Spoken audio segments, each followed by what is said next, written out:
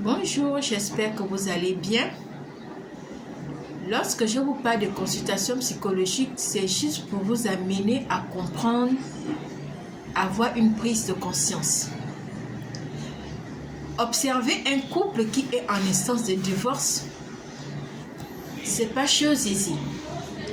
Mais je félicite d'abord certains couples qui ont pris conscience de consulter le psychologue que je suis avant d'aller déclarer le divorce. Pourquoi suivre une thérapie? On suit la thérapie parce que c'est pour comprendre d'abord que l'homme et la femme sont différents. L'homme est différent de la femme est différente de l'homme. Et ces différences, on se complète. Et lorsqu'on se complète, c'est pour qu'on puisse avancer ensemble. Lorsque tu arrives à intégrer la différence de ta femme et que l'autre aussi arrive à intégrer la différence de son homme, ça vous amène à vous comprendre et à mieux communiquer. C'est dommage d'observer certains couples qui se séparent, mais plus tard qui se remettent ensemble parce qu'ils ont compris la différence l'un à l'autre. J'invite les couples à faire cette thérapie au centre de santé de lui, afin de se comprendre et comprendre leur milieu, leur environnement. Vivre ensemble, c'est pas facile. Mais pour vivre ensemble, il faut savoir communiquer, il faut savoir se comprendre. Il faut savoir se mettre à la place de l'autre et savoir faire des concessions. Vous savez, chacun est singulier. Nul n'est identique à l'autre. Nous sommes tous différents. Et nous devons nous accepter dans ces différences. Mais certains ont des problèmes psychologiques pour pouvoir accepter la différence de l'autre. Ce n'est pas qu'on arrive à les juger. En psychologie, on ne juge pas. En psychologie, on ne condamne pas. En psychologie, on essaye de comprendre pourquoi tel acte a été posé.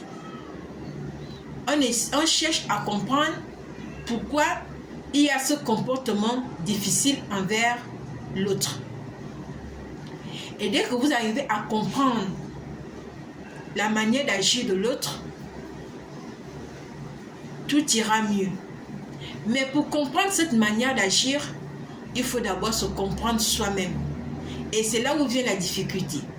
Parce que pour arriver à se comprendre, il faut d'abord se poser de bonnes questions. Qui suis-je? Pourquoi j'ai un tel comportement? D'où je viens? Parce que le fait de fouiller dans son passé t'amène à comprendre pourquoi les réactions sont ainsi.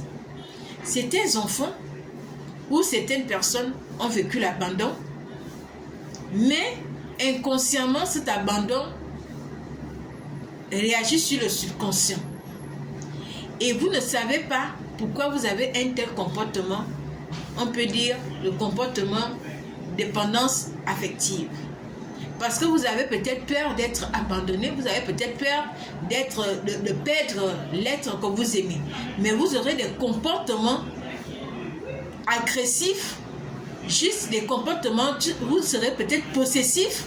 Cette possession va vous amener à perdre celle que vous aimez parce que elle ne peut pas supporter ce comportement ou il ne peut pas supporter ce comportement. D'où vous devez consulter le psychologue pour comprendre pourquoi cette possession, pourquoi ce comportement de dépendance.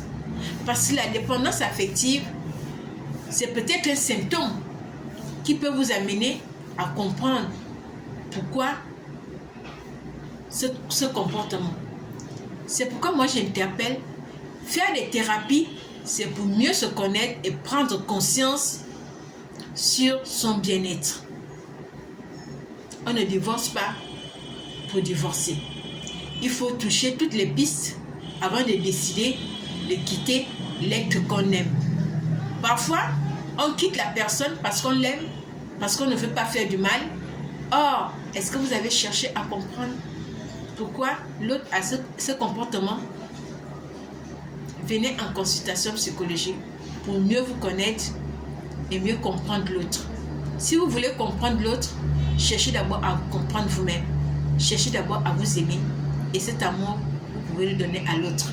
Sur ce, que Dieu vous bénisse. Merci.